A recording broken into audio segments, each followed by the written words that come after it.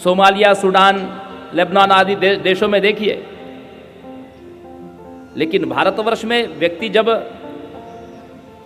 पाप और पुण्य दोनों समान होते हैं तब भारतवर्ष में जन्म होता है। और ये भारतवर्ष को ही अकेले कर्म भूमि कहा गया है। भारतवर्ष अकेली कर्म भूमि है, बाकी सारी भूमि भोग भूमि है। कहीं पाप कर्म का भोग है, कहीं पुण्य कर्म का भोग है, लेकिन भारतवर्ष को कर्म भूमि कहा गया। कर्म का प्रायश्चित करने के लिए भारतवर्ष में जन्म होता है। इसीलिए कर्म का प्रायश्चित करने के लिए ब्रह्मा जी ने दोनों को भारत में भेजा।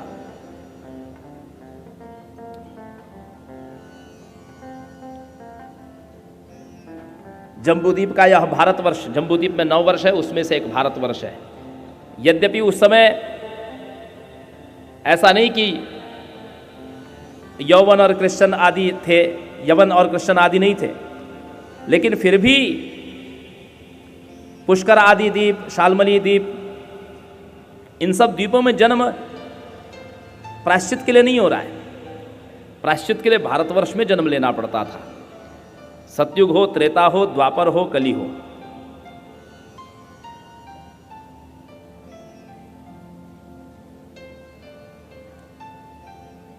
महाभिष राजा ने चंद्रवंश में प्रतीप नाम के एक राजा हैं, उनके पुत्र शंतनु के रूप में जन्म लिया। भगवती गंगा स्त्री रूप से आ रही हैं। वशिष्ठ जी की गाय चुराने के कारण वसुओं को श्राप लगा है और वे किसी पवित्र कुक्षी को ढूंढ रहे हैं कि किस देवी के गर्भ से हम लोग जन्म लें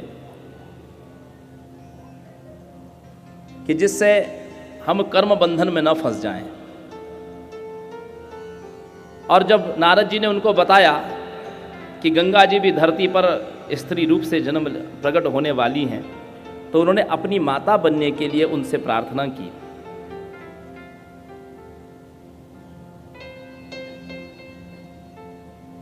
शंतनु के साथ गंगा का विवाह हुआ।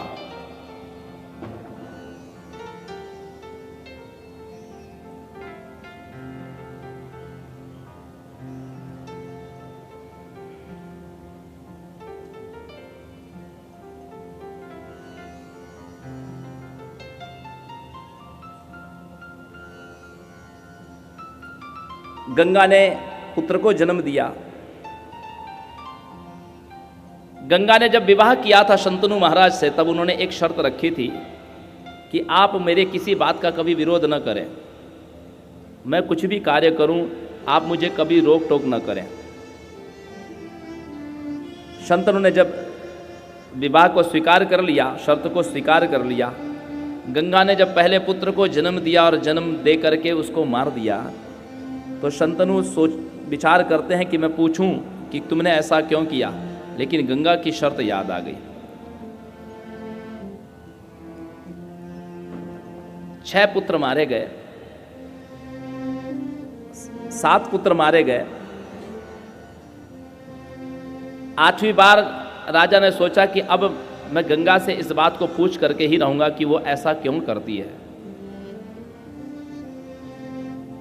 8वें पुत्र को जन्म देने के बाद जब शंतनु ने पूछा तो गंगा ने कहा कि महाराज, आपने ये मुझे वचन दिया है कि आप मुझे किसी बात पर टोकेंगे नहीं और किसी कार्य के लिए मुझे रोकेंगे नहीं, मुझे आप इस पुत्र को मारने दीजिए। शंतनु ने कहा कि मुझे तुम्हारी इस निष्ठुरता को देख करके बड़ा आश्चर्य हो रहा है। आखिर कोई स्त्री अपने पुत्र को भला कैसे मार सकती है? और तुमको इस बात की भी चिंता नहीं कि तुम एक महारानी भी हो, हस्तिनापुर राजधानी भारतवर्ष की तुम महारानी हो, और तुमको इस बात की भी चिंता नहीं है कि हमारा उत्तराधिकारी कौन होगा? तब गंगा ने कहा कि देखिए राजन, जिनको आप अपना पुत्र समझ रहे हैं ये वस्तुतः वसु नाम के देवता हैं, जो जल में रहने वाले देवता हैं। वशिष्ठ जी के श्राप से इनको मनुष्य रूप में जन्म लेना है। वशिष्ठ जी ने 7 वसुओं को तो ये श्राप दिया है कि तुम्हारी मुक्ति केवल जन्म लेने मात्र से हो जाएगी, लेकिन द्यौ नाम के वसु को बहुत काल तक धरती पर रहने का श्राप दे रखा है, इसलिए इस पुत्र को मैं आपको सौंपती हूँ। लेकिन अब मुझे भी श्राप की अवधि, मेरी भी श्राप की अवधि पूर्ण हो चुकी है और इस कारण से अब मुझे स्वर्ग जाना है। वैसे मैं एक अंश से देवी सरस्वती के श्राप के अनुसार मैं जल रूप से तो इस धरती पर रहूंगी ही,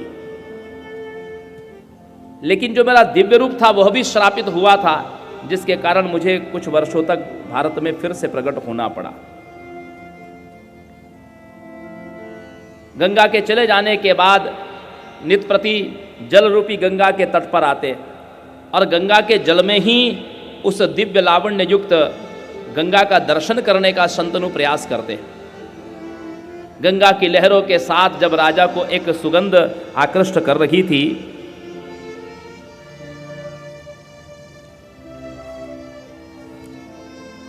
उस समय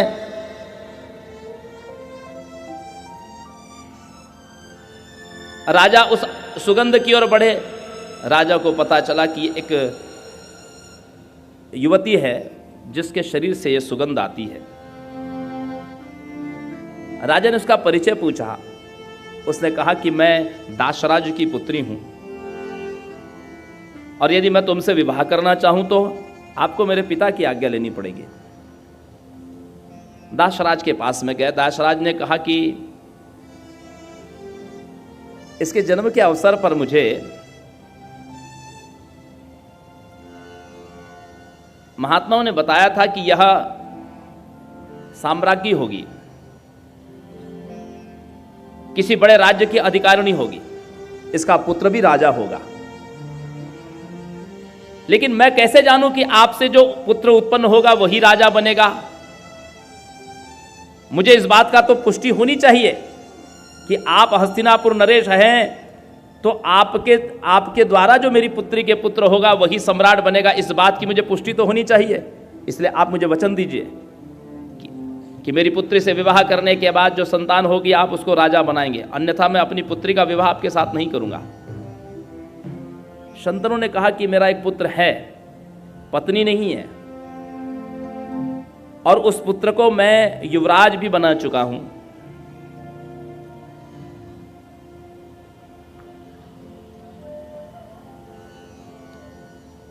दासराज ने कहा तो फिर मैं भला अपनी पुत्री को आपकी दासी तो नहीं बना सकता।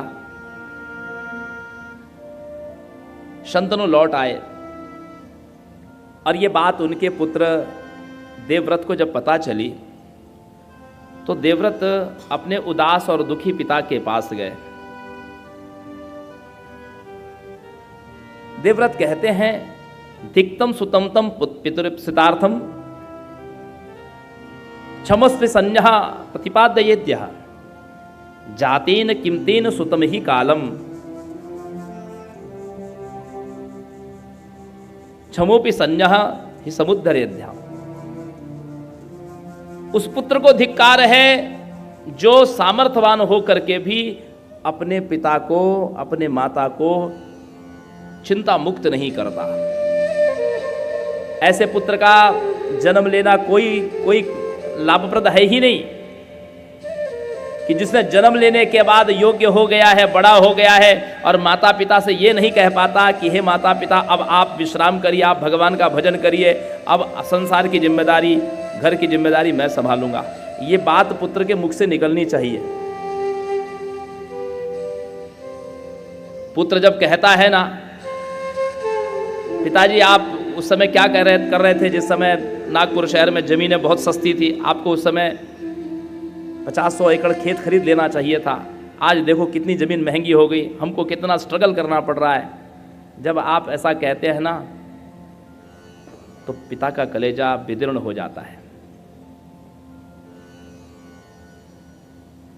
आप इस बात का संतोष व्यक्त करिए कि पिता ने आपको पाल पोस करके इतना बड़ा कर दिया, इस बात पर आप संतोष व्यक्त करिए और पिताजी से कहिए कि हे पिताजी आपने बहुत संभाला, अब घर को मैं संभालूंगा, आप विश्राम करिए, भगवान का भजन करिए, तीर्थ यात्रा करिए। ये पुत्र के मुख से निकलना चाहिए।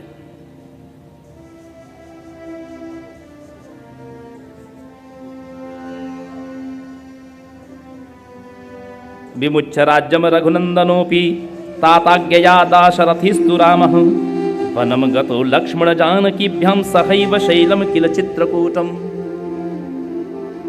पिताजी कह रहे हैं कि कल मैं तुमको युवराज बनाने वाला हूं, राम जी को कह रहे हैं, और आज सौतेली माँ ने अपने थाती रूप वचन मांग लिए और राम जी को पता चला कि वनवास जाना है 14 वर्ष के लिए, और मेरे पिता इस बात को कहने में मुझसे बड़े संकुचित हो रहे हैं। दुख के मारे शोकार्त हो करके उनका हाल बेहाल है। पिता को सांत्वना देने पहुँचे, कहते हैं बस इतनी छोटी सी बात के लिए आप इतना अपने हाल को आपने बेहाल कर रखा है, ये तो बहुत छोटी सी बात है। यदि माता के वचन को पूरा करने के लिए और आपके दिए हुए वचनों की रक्षा करने के लिए मुझे आजन्म भी यदि वन में रहना पड़े तो भी ये कम होगा।